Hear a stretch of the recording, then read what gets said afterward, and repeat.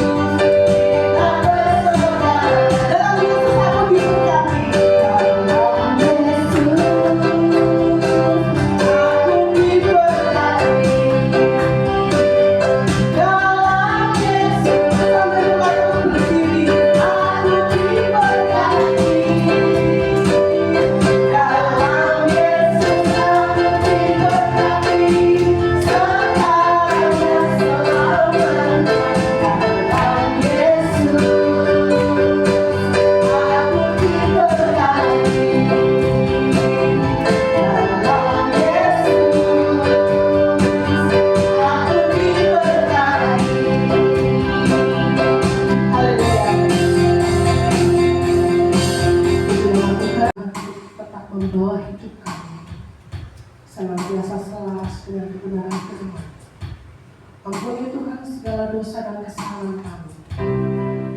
Biarlah Kau melayani setiap kami Tuhan, untuk terus Tuhan mengiring Engkau dengan kesetiaan.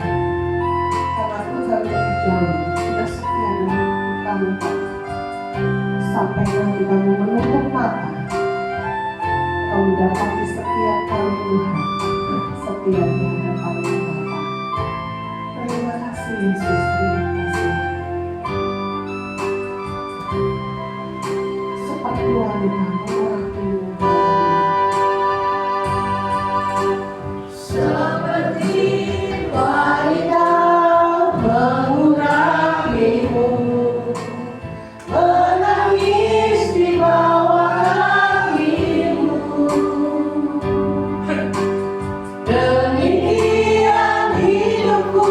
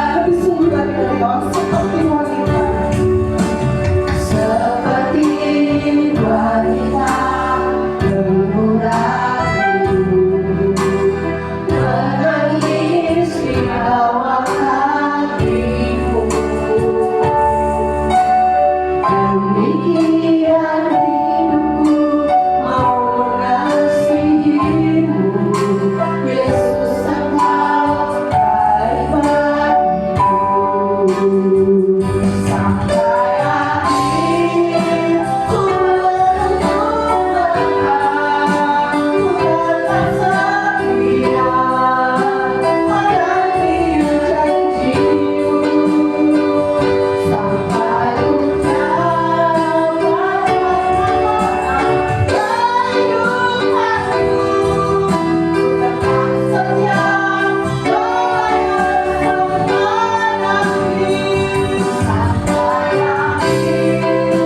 Ku tetap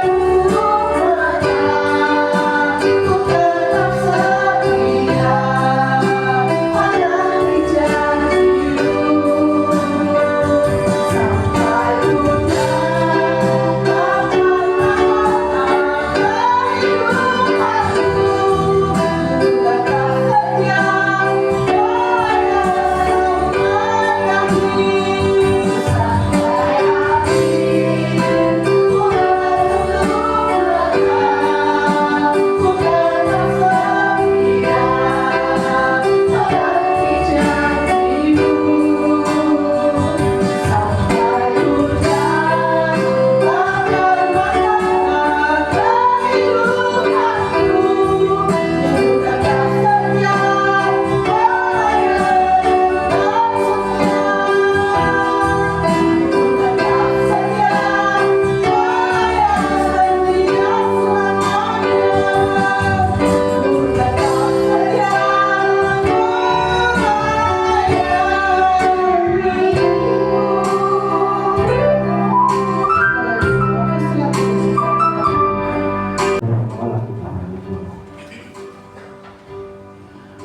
Bapa yang baik, Tuhan kami Yesus Kristus, Allah yang selalu hadir memelihara hidup kami, Allah yang selalu hadir menolong bahkan memberkati kami, sehingga kami ada hingga sampai saat ini semua adalah kemurahan dan kebaikan Tuhan.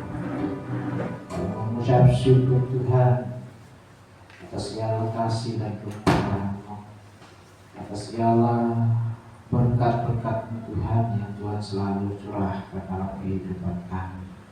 Terima kasih Tuhan Yesus, terima kasih. Kami sungguh sadar Bapa bahwa kami tidak dapat membalas segala kebaikan. Namun hal yang perlu kami lakukan adalah membawa hati hidup kami Bapa untuk senantiasa memuji, bersorak-sorai atas segala kebaikan.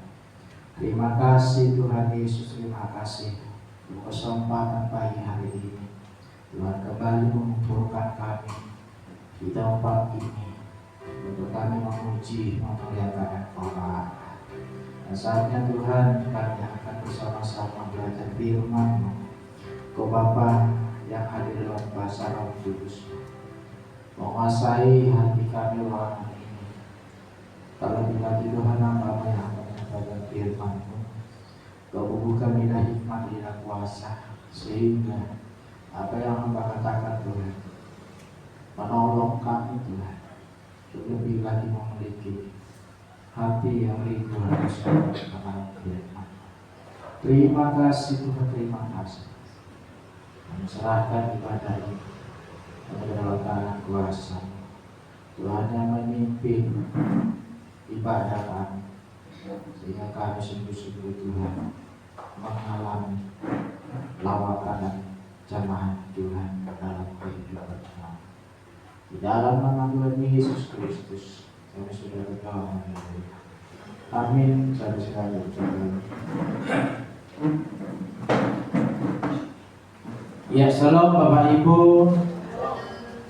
Puji nama Tuhan, di pagi hari ini kita kembali dibangunkan Tuhan dari istirahat kita sepanjang malam dan pagi ini, tak kekurangan suatu apapun karena kebaikan Tuhan, karena kasih Tuhan yang begitu sempurna di dalam memelihara hidup kita. Demikian juga di saat pagi hari ini, jikalau Tuhan mengizinkan kita untuk beribadah, itu karena hati yang Tuhan berikan, yang memiliki kerinduan untuk datang kepada Tuhan. Oleh karena itu, bagian kita adalah menjaga hati itu. Di dalam Tesalonika mengatakan jangan padamkan roh. Karena kalau roh yang daripada Tuhan itu padam, maka kita akan mengalami kesulitan-kesulitan untuk berjumpa dengan Tuhan, untuk bisa meluangkan waktu kita kepada Tuhan. Jikalau kita kehilangan kerinduan kita kepada Tuhan. Oleh karena itu, hal yang terpenting bahwa ketika Tuhan menggerakkan hati kita untuk kepada Tuhan, bergegaslah datang kepadanya. Itu panggilan Tuhan untuk kita beribadah. Kita tidak tahu bahwa Tuhan akan memanggil kita untuk beribadah di minggu-minggu yang akan datang atau tidak. Oleh karena itu pentingnya kita memotivasi diri kita, pentingnya kita mendorong hidup kita. Karena pada intinya manusia itu nggak suka beribadah. Nah, kalau kita terjebak di situ, yang notabene adalah kita manusia, akan sulit kita meluangkan waktu kita, akan sibuk, akan sulit kita membagi waktu kita untuk Tuhan. Oleh karena itu mulailah dengan sungguh-sungguh dengan Tuhan, mulailah dengan berjuang kepada Tuhan, berjuang lagi sampai kita betul-betul di mana hati kita menjadi hati yang suka ibadah, menjadi hati yang suka memuliakan Tuhan, menjadi hati yang suka bersorak-sorai bagi Tuhan. Karena sesungguhnya Tuhan memanggil kita, memilih kita menjadi orang beribadah. Sama seperti yang saya katakan di tempat waktu di tempatnya Bu Indah, bahwa ibadah itu merupakan bagi kita dalam melatih diri kita. Kita membaca di ayat surat Paulus bahwa di sana dikatakan latihlah dirimu untuk beribadah. Kenapa? Karena suatu saat kita akan mendiami lokasi, lingkungan, tempat yang setiap harinya beribadah kepada Tuhan. Di mana itu? Di surga Tuhan. Jadi di dunia ini tempat kita untuk melatih diri kita, melatih diri kita untuk beribadah. Di dunia ini bukan tempatnya untuk beribadah, tetapi tempatnya untuk melatih diri kita beribadah kepada Tuhan. Karena pada saatnya nanti Tuhan akan menempatkan kita di tempat di mana orang-orang setiap hari memuji Tuhan. Sama seperti pemain-pemain bola, olahragawan, setiap hari mereka melatih diri mereka, melatih diri mereka, menguasai diri mereka yang nantinya akan tampil di sebuah turnamen. Jadi hanya melatih dirinya, kemudian nantinya akan tampil di kejuaraan. Demikian juga dalam kita beribadah.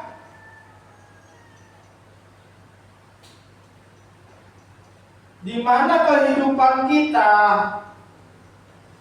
harus melatih diri kita, menguasai diri kita untuk beribadah dan memuliakan Tuhan. Dan di dalam kita beribadah, ada pujian kita naikkan, ada sorak-sorai kita naikkan kepada Tuhan, ada penyembahan kita lakukan. Saat apa? Saat kita beribadah. Suasana surgawi dihadirkan saat kita beribadah. Perkara-perkara surgawi kita hadirkan saat kita berkumpul bersama. Nah, kalau ada orang gak suka beribadah, ini menjadi pertanyaan besar. Apalagi kita sudah mengenal Tuhan, Atau jangan-jangan nama kita tidak ada di buku kehidupannya Tuhan. Sehingga ketika kita memulai beribadah, yang ada adalah kejenuhan. Yang ada adalah tamak hati. Yang ada adalah putus asa. Saat Tuhan memberikan hati untuk kita beribadah, perjuangkanlah itu. Perjuangkanlah cinta itu sampai kamu mendapatkan seutuhnya. Saat kita berjuang, ada pengorbanan di sana. Pengorbanan pikiran, pengorbanan harta, pengorbanan waktu. Saat kita memperjuangkan cintanya Tuhan. Sama seperti halnya ketika juga kita dulu sedang jatuh-jatuh cintanya kepada siapa? Kepada ayah anak-anak, kepada ibu anak-anak. Diperjuangkan dah itu. Diperjuangkan.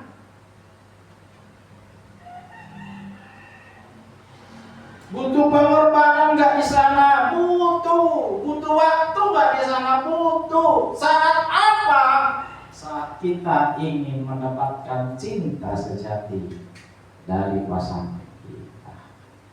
Nggak ada yang tidak butuh perjuangan. Nggak ada cinta sejati yang tidak membutuhkan pengorbanan. Hai harta, tenaga, semuanya larut di sana untuk mendapatkan sesuatu dari apa yang kita perjuangkan. Dalam iman kita kepada Tuhan, hal-hal seperti inilah yang harus kita perjuangkan. Jangan terlena dengan dunia ini. Dunia semakin hari semakin menuju kepada kehancuran, kata firman. Tetapi firman-Ku kekal dan selamanya. Siapa yang memiliki firman itu, dialah yang akan hidup kekal selamanya. Namun bagi yang kita ada dipanggil Tuhan untuk memuji Tuhan, jangan terjebak dengan perkara-perkara dunia ini. Memuji dan memuliakan Tuhan, karena di sanalah Tuhan berperkara dalam kehidupan setiap. Kita lihat firman Tuhan di dalam Mazmur pasal 149.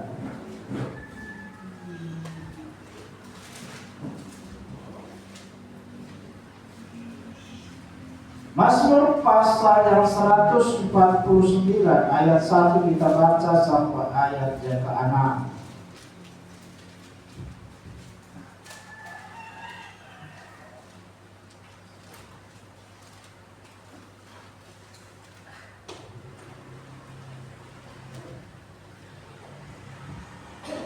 Mazmur 149 ayat 1 sampai 6. Nyanyian kemenangan bagi orang Israel.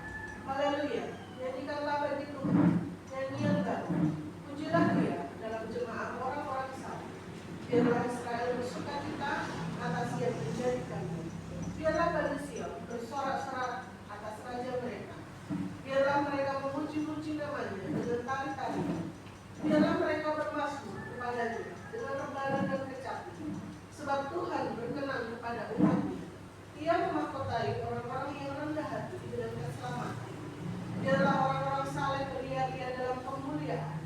Biarlah mereka bersorak-sorai di atas tempat tidur mereka. Biarlah pujian pengagungan Allah ada dalam kerongkongan mereka, dan pedang bermata dua di tangan mereka. Amin. Firman Tuhan. Pujian kepada Allah. Setiap kita dipanggil oleh Tuhan untuk memuji kebesaran Tuhan, mengagungkan Dia, bersorak-sorai bagi Tuhan. Ada apa dengan pujian? Kenapa Tuhan sangat senang dengan pujian umat-Nya? Dan kenapa Tuhan mengharuskan setiap kita untuk memuji Tuhan? Di ayat yang ketiga tadi dikatakan, biarlah mereka memuji-muji namanya dengan tari-tarian. Biarlah mereka bermazmur kepadanya dengan rebana dan kecapi. Biarlah setiap kita memuji-muji namanya dengan tari-tarian. Biarlah setiap kita bermazmur kepadanya dengan rebana dan kecapi. Sebab Tuhan berkenan kepada umatnya. Ia memahkota orang-orang yang rendah hati dengan keselamatan. Panggilan saudara dan saya adalah memuji, memuliakan Tuhan, menari-nari bagi Tuhan. Karena Tuhan hadir saat umat-umatnya memuji-muji Tuhan. Bahkan ia berkata, ia memahkotai. Mahkota itu berbicara tentang kebaikan Tuhan. Mahkota itu berbicara tentang kasih Tuhan kepada setiap kita. Kebaikan Tuhan, kemurahan Tuhan, berkat-berkat Tuhan bagi setiap orang yang memuji Tuhan. Daud sungguh mengalami pertolongan Tuhan saat ia menghadapi banyak tantangan kehidupan, persoalan yang terjadi. Dia selalu memilih untuk memuji Tuhan. Bahkan dia sendiri berkata, setiap hari aku memuji Tuhan. Siapa dia? Ayat pasal 100, Mazmur 145 ayat yang kedua dikatakan begini. Ayat yang satu saya bacakan. Puji-pujian dari Daud. Aku hendak mengagungkan Engkau ya Allahku ya Raja. Dan aku hendak memuji nama-Mu untuk seterusnya dan selamanya.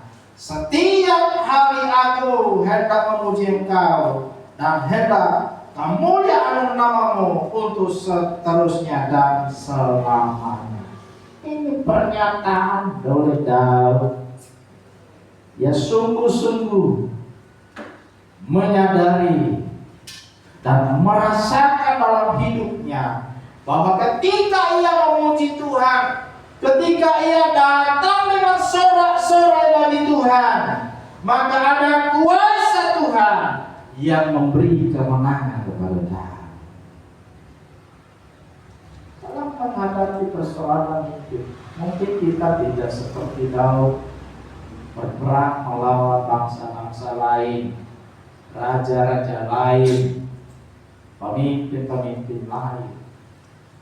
Tetapi dalam kehidupan kita mengalami banyak tantangan dari pekerjaan kita sendiri, tantangan dari ekonomi, tantangan dari kesulitan-kesulitan yang lain, tantangan dari sakit penyakit yang kita alami, entah itu masuk angin, entah itu sakit kepala dan lain sebagainya. Nah, ini menjadi tantangan setiap kita. Nah, bagaimana untuk kita mengalami pertolongan Tuhan? Daud berkata, setiap hari aku hendak memuji Tuhan. Setiap hari itu sudah. Bagaimana dengan kita setiap minggu?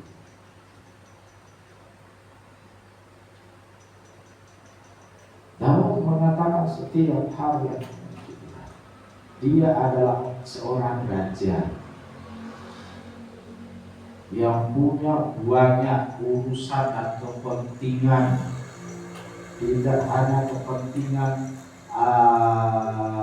di bangsa Israel, ke dalam bangsa Israel itu sendiri, tetapi kepentingan keluar bangsa-bangsa lain yang harus diatasi oleh Daud, yang harus diperjuangkan oleh Daud. Setiap batas-batas negara dan seluruh rakyat Israel harus diperhatikan. Tetapi satu hal yang tidak ditinggalkan oleh Daud adalah memuji Tuhan setiap hari. Memuji Tuhan setiap hari. Daud sungguh menyadari bahwa saat memuji Tuhan ada kuasa yang mengalir. Ada perkara-perkara besar yang terjadi saat memuji Tuhan. Jadikanlah dirimu sebagai orang yang suka memuji Tuhan. Karena kalau tidak demikian, maka pikiran-pikiran yang menyesatkan itu sering menghantui kehidupan kita. Pikiran-pikiran negatif itu sering sekali menjajah diri kita sendiri, sehingga kita tidak mampu melihat kemurahan Tuhan, tidak mampu melihat segala kebaikan Tuhan, pertolongan Tuhan dalam kehidupan kita. Ini penting sekali untuk kita memahami bahwa di dalam memuji Tuhan ada kuasa Tuhan yang mengalir, ada kemenangan Tuhan yang Tuhan sedang siapkan untuk setiap kita. Coba kita lihat di dalam 2 Tawarik pasal yang ke-20 ayat 19.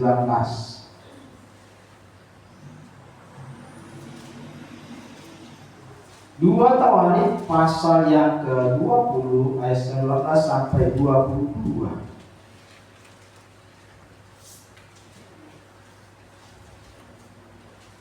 2 Tawarik pasal 20 ayat 19 sampai 22. Kemudian orang Lewi dari Bani Kehat dan Bani Korah bangkit berdiri untuk menyanyikan puji-pujian bagi Tuhan Allah Israel dengan suara yang sangat nyaring. Keesokan harinya, pagi-pagi mereka maju menuju padang gunung Tekoa. Ketika mereka hendak berangkat, berdirilah Yosafat dan berkata, "Dengar, hai Yehuda dan penduduk Yerusalem, percayalah kepada Tuhan Allahmu, dan kamu akan tetap teguh. Percayalah kepada nabi-nabinya, dan kamu akan berhasil." Setelah ia berdiri dengan rakyat, ia mengangkat orang-orang yang akan menyanyikan untuk Tuhan dan memuji Tuhan dalam pakaian kudus yang semarak pada waktu mereka keluar di muka orang-orang bersenjata, sambil berkata, "Nyanyikanlah nyanyian syukur bagi Tuhan, bahwasanya untuk selama-lamanya kasih setianya." Ketika mereka mulai bersorak-sorai dan menyanyikan nyanyian pujian, dibuat Tuhanlah penghadangan terhadap Bani Amon. Dibuat Tuhanlah penghadangan terhadap Bani Amon dan Bani Moab. Dan orang-orang dari pegunungan Seir yang hendak menyerang Yehuda, sehingga mereka terpukul kalah. Amin. Ada kuasa di dalam puji-pujian, ada kuasa dalam nyanyi-nyanyian syukur bagi Tuhan. Pada saat bangsa Israel akan menghadapi musuhnya yang begitu banyak dari bangsa Amon dan Moab, akan menyerang bahkan mengalahkan bangsa itu, muncul sebuah ketakutan. Bagaimana bisa mengalahkan bangsa sebesar itu? Yang kemudian akhirnya Yosafat yang adalah pemimpinnya pada waktu itu memutuskan untuk mencari Tuhan.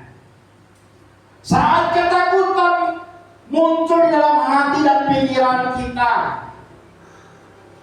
yang harus kita lakukan adalah mencari Tuhan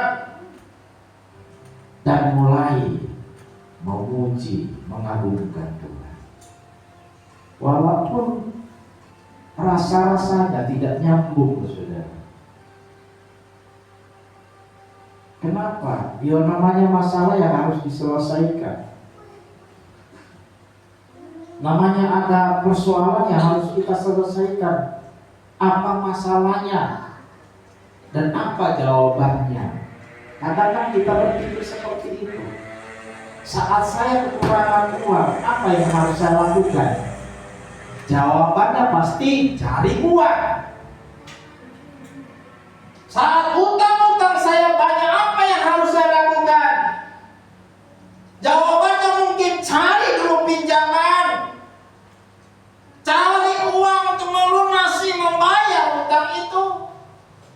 tidak seperti itu di dalam Tuhan.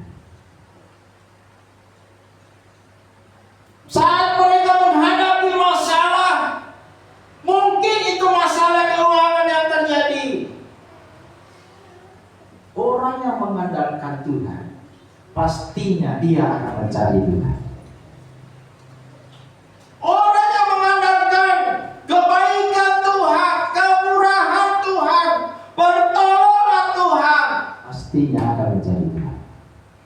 Bukan cari yang lain. Tuhan tak oke. Tuhan berasku habis. Cenderung kita mencari dengan cara kita sendiri. Gak ada beras berarti saya harus cari beras. Gak punya uang berarti saya harus cari uang. Kan jawabannya itu. Tetapi Tuhan tidak seperti itu. Orang percaya, orang mengenal Tuhan tidak melakukan hal seperti itu. Tetapi orang yang mengenal Tuhan dengan baik, maka ia akan mencari Tuhan. Ini penting untuk kita pahami, sehingga kita tidak kemudian menjadi orang yang berungsung. Apa-apa kita buat berungsung, apa-apa kita buat tergesa-gesa. Hati-hati, kita sebenarnya ada di mana? Apakah saya masih mengenal Tuhan dengan baik, ataukah justru saya sudah membelakangi Tuhan? Kita lihat bagaimana firman Tuhan yang begitu jelas. Saat ada masalah yang menimpa bangsa itu secara keseluruhan, tetapi mereka bangkit justru menyanyikan puji-pujian bagi Tuhan. Di ayat yang ke-19 dikatakan, kemudian orang Lewi dari Bani Kehat dan Bani Korah bangkit berdiri untuk apa? Untuk menyanyikan puji-pujian bagi Tuhan Allah Israel. Dengan suara apa? Dengan suara yang sangat nyaring. Dengan suara yang sangat nyaring.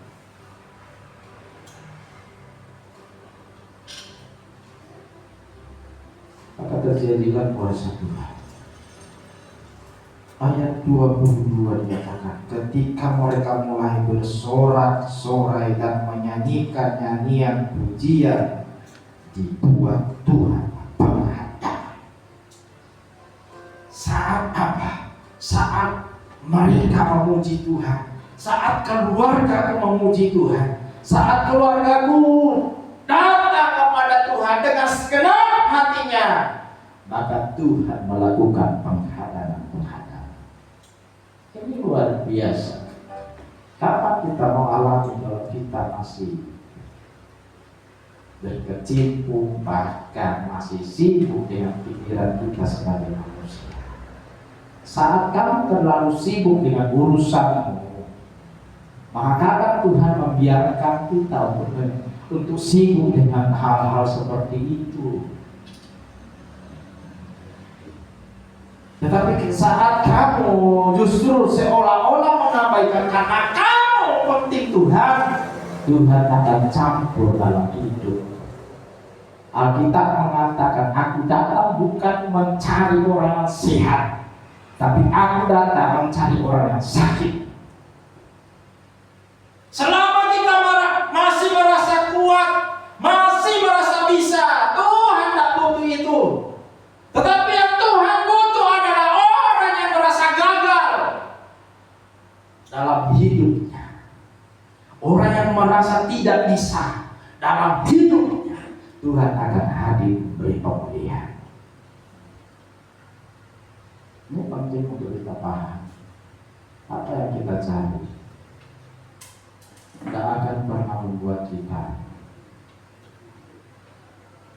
merasa cukup. Carilah Tuhan dalam hidupmu. Temukan Tuhan.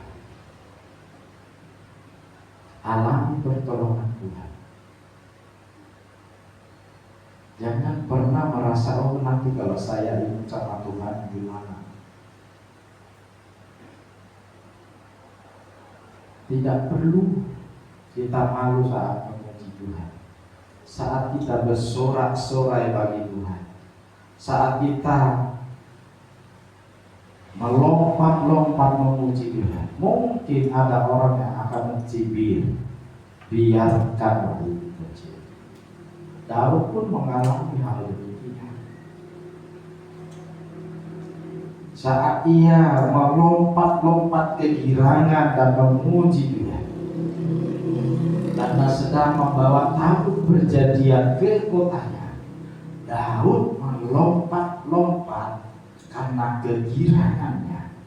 Namun Mikal yang melihat dari jendela rumahnya menghina dia. Coba baca ayat itu, 2 Samuel pasal yang ke-6.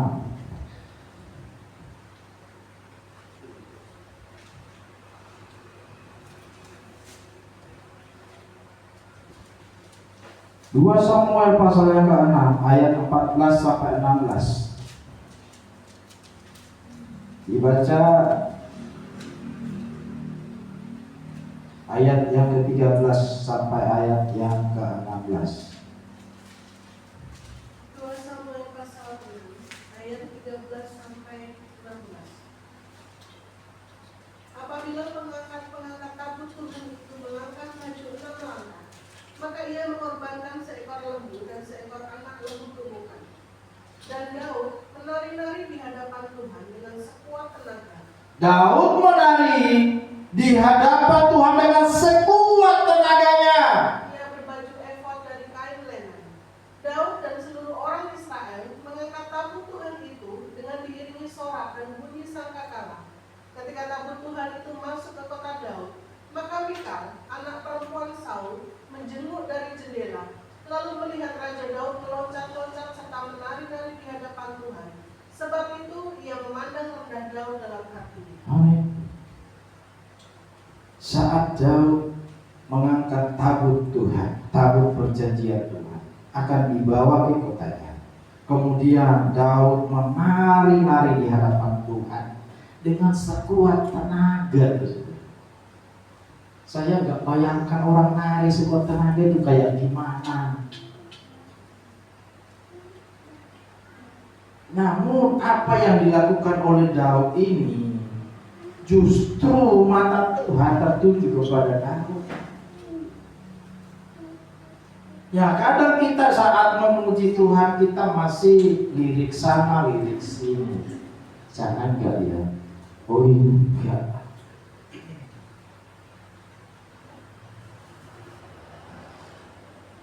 Kita enggak lepas. Suara pun juga mungkin kita akan batasi. Dia enggak terlalu enggak terlalu kedengaran sendiri. Tapi lihat Daud saat dia membawa tabut itu, dia menari-nari, melompat-lompat. Dia memilih hal itu. Saudara boleh bayangkan kalau kita saat datang kepada Tuhan kita masih mikir, masih terbebani, tertuju dengan perasaan kita sendiri. Gimana kalau Bu ini lihat saya kayak gini? Gimana kalau Bapak ini lihat saya kayak gini, kayak kerasukan setan? Mungkin seperti itu. Loskan hatimu kepada Tuhan.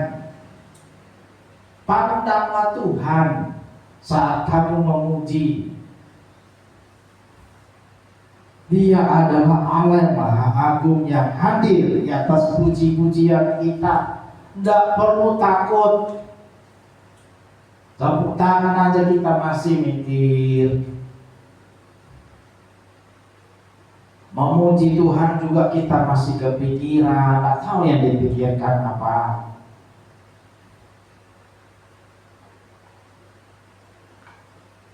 kayak terbeban hidup itu. Kalau hal-hal ini masih mengikat kita, kita perlu pertanyakan, sebenarnya yang saya bawa itu apa? Tabut perjanjian kah? Atau masalah saya kah? Yang saya pikul ini apa ini?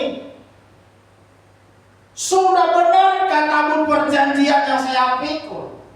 Sudah benarkah tabut perjanjian yang saya angkat? Jangan-jangan bukan tabut perjanjian yang kita angkat. Jangan-jangan bukan tabut perjanjian yang kita pikul, tetapi tabut perjanjian yang lain, yang bukan buatan Tuhan.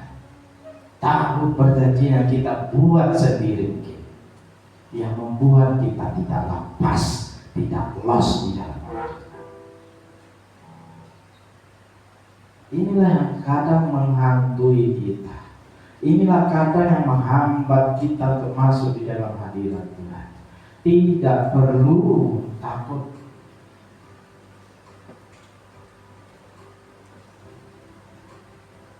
Saat menjadi WL, loslah dengan Tuhan.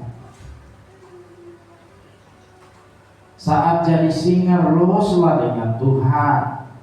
Aku ngomong sama Tuhan, aku mau memuji Tuhan kok.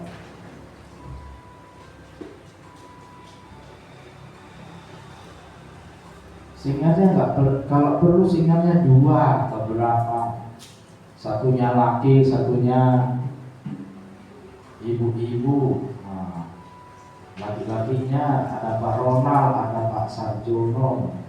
Oh, kita itu mau memuji Tuhan, kita mau memikul tabutnya Tuhan bersama-sama. Tinggikan tabut Tuhan, karena ketika tabut Tuhan diangkat, maka kita akan diberkati. Seperti apa? Seperti Obed-Edom. Kalau saudara membaca ayat 11, coba dibaca ayat 11.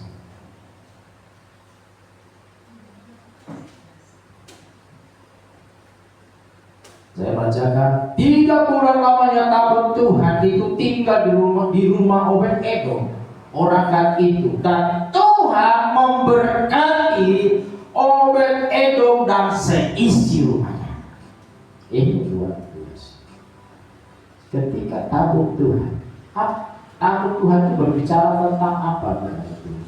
Tabut Tuhan itu berbicara hadirat Tuhan. Pada zaman bangsa Israel, hadirat Tuhan hanya ada di dalam tabut perjanjian. Saat kita mengagungkan, mengangkat hadirat Tuhan dalam setiap hidup kita, maka Tuhan akan memberkati saudara dan saya dari keluarga. Ini penting untuk kita memahami hal-hal seperti ini, bahwa ternyata di dalam pujian itu sendiri ada kemenangan. Di dalam pujian kita kepada Tuhan ada kelepasan. Lepaskanlah hal-hal yang terikat. Apa yang mengikat kita? Pikiran kita kah? Fokus kita kah? Apa yang kita melihat, apa yang kita lihat masih mengikat kita? Alkitab berkata, lepaskan itu. Tuhan mau untuk setiap kita datang kepada Tuhan dalam kehidupan yang sungguh dilepaskan, tidak terikat dengan apapun. Yang kedua adalah di dalam kita memuji Tuhan ada hadirat Tuhan dan penyertaan Tuhan. Coba kita buka di dalam 2 Raja-Raja pasal 6 ayat 15 sampai 17.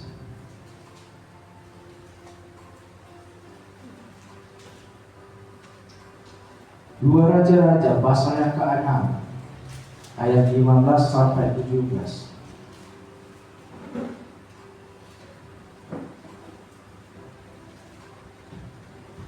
2 Raja-Raja pasal yang ke-6 ayat 15 sampai yang ke-17.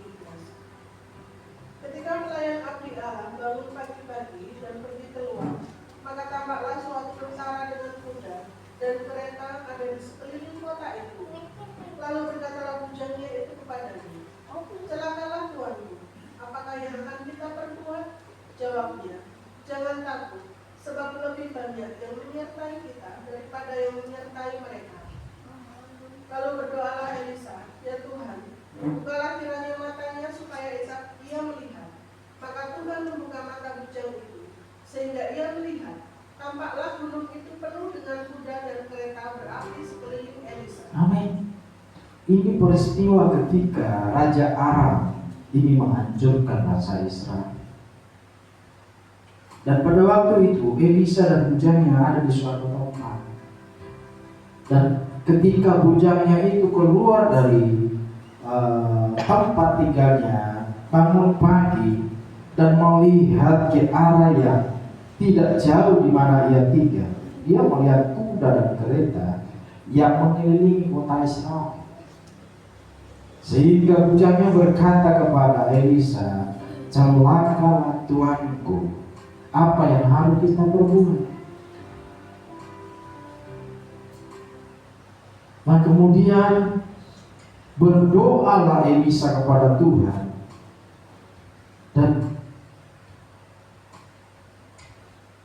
dan kemudian Tuhan Elisa meminta supaya mata bujangnya itu dibukakan oleh Tuhan. Dan pada saat Tuhan sudah membukakan mata daripada bujangnya itu, kemudian dia melihat sekelilingnya. Ternyata yang menyertai dia lebih banyak daripada orang yang Aram memiliki kota. Artinya bahwa setiap kita yang hidup di dalam sembah kepada Tuhan, pujian bagi Tuhan, maka Tuhan akan senantiasa mengirim penyertaannya kepada setiap kita. Apapun yang menjadi masalah, Alkitab berkata, bahkan Elisa berkata kepada bujangnya, "Jangan takut, sebab lebih banyak yang menyertai kita daripada yang menyertai mereka." Kita punya penyertaan Tuhan. Namun memang kita gak lihat. Kapan kita bisa melihat? Saat kamu datang kepada Tuhan dengan berdoa, kamu akan diteguhkan, hatimu akan dikuatkan, hatimu akan ditenangkan oleh Tuhan. Saat ada masalah yang menerpa hidupmu, saat ada persoalan yang ada di depanmu, datanglah kepada Tuhan. Serahkanlah semuanya itu di dalam doa.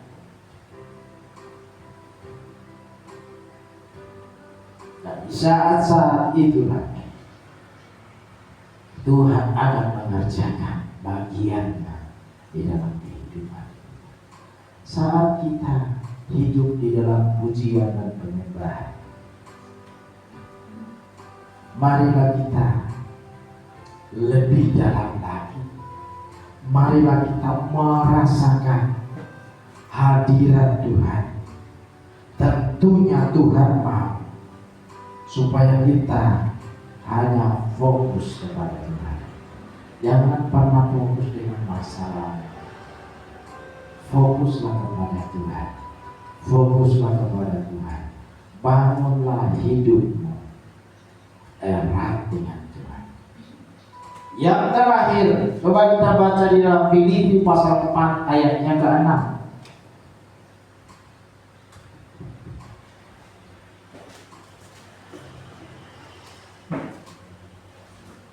Filipi pasal 4 ayat yang ke-6. Janganlah hendaknya kamu khawatir tentang apapun juga, tetapi nyatakanlah dalam segala hal keinginanmu kepada Allah, dalam doa dan permohonan dengan ucapan syukur. Amin. Yang ketiga adalah Tuhan mendengar setiap permohonan kita. Yakinlah bahwa setiap apa yang kamu hadapi dan bawa di dalam doa, yakin Tuhan pasti dengar. Yakinlah bahwa Tuhan pasti menjawab setiap doa-doa kita.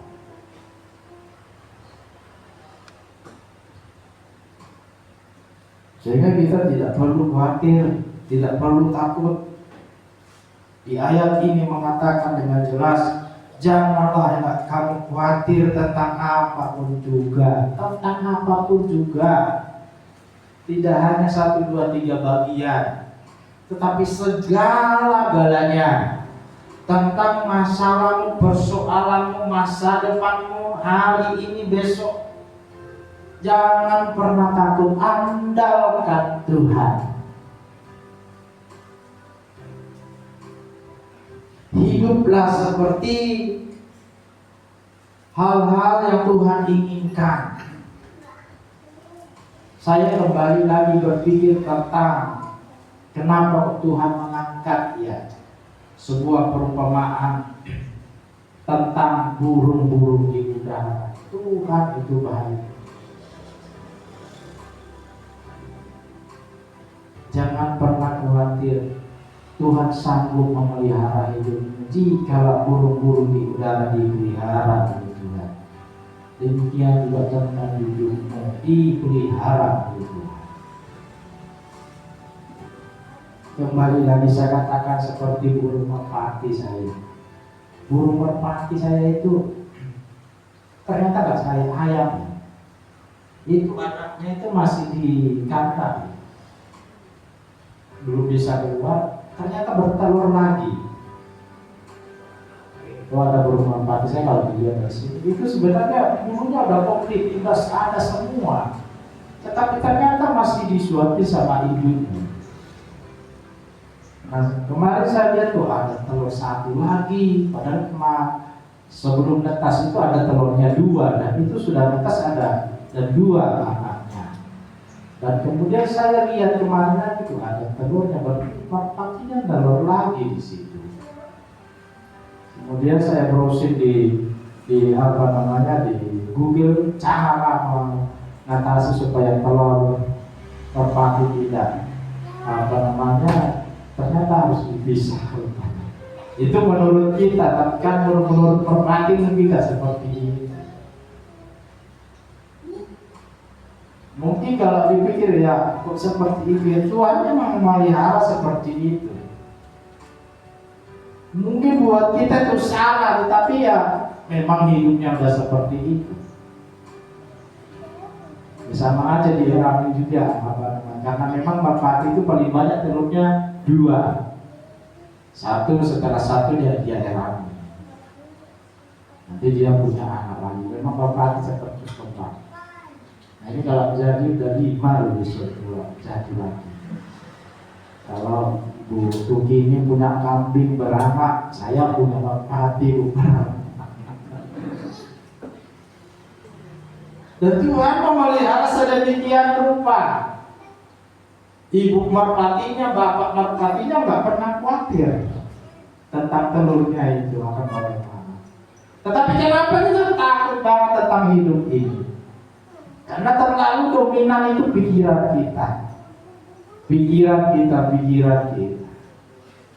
Makanya pernah saya ngomong, kenapa kok orang gila itu jarang sakit sekalipun berjemur, sekali nggak pakai sarung tidurnya dan lain sebagainya, makan apa aja, kok nggak sakit karena pikirannya nggak terlalu digunakan.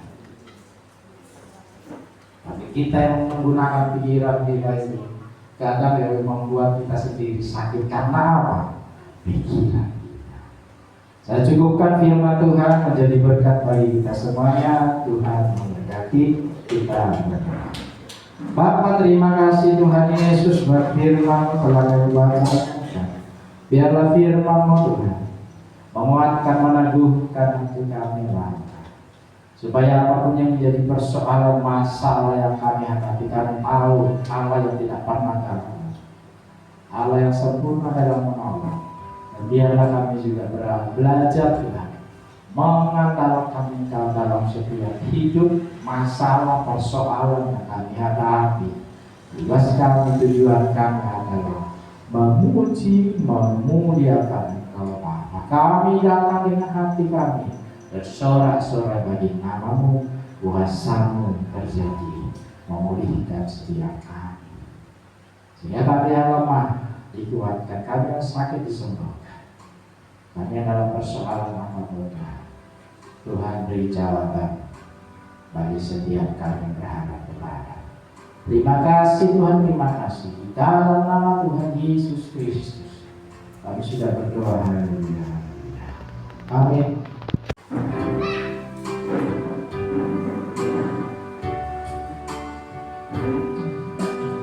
Terima kasih Yesusku, anugerah yang Kau beri hari ini. Tuhan adakan syukur bagimu. Bapa di dalam surga, mengucap syukur Tuhan buat pagi yang kita ini. Kami sudah memuji menyembah Engkau, terlebih lagi firman Tuhan kami dengarkan, mendengarkan. Biarlah firman itu termaterai di hati kami. Jadi Tuhan berkati. Lebih juga Tuhan jemaat-jemaat yang tidak bisa hadir karena sakit, Tuhan lawat, Tuhan pulih dan sembuhkan mereka dengan kuasa di dalam nama Tuhan Yesus Kristus. Berdoa juga buat anak-anak yang dari kota-kota yang lain dalam segala urusan pekerjaan, keluarga, rumah tangganya.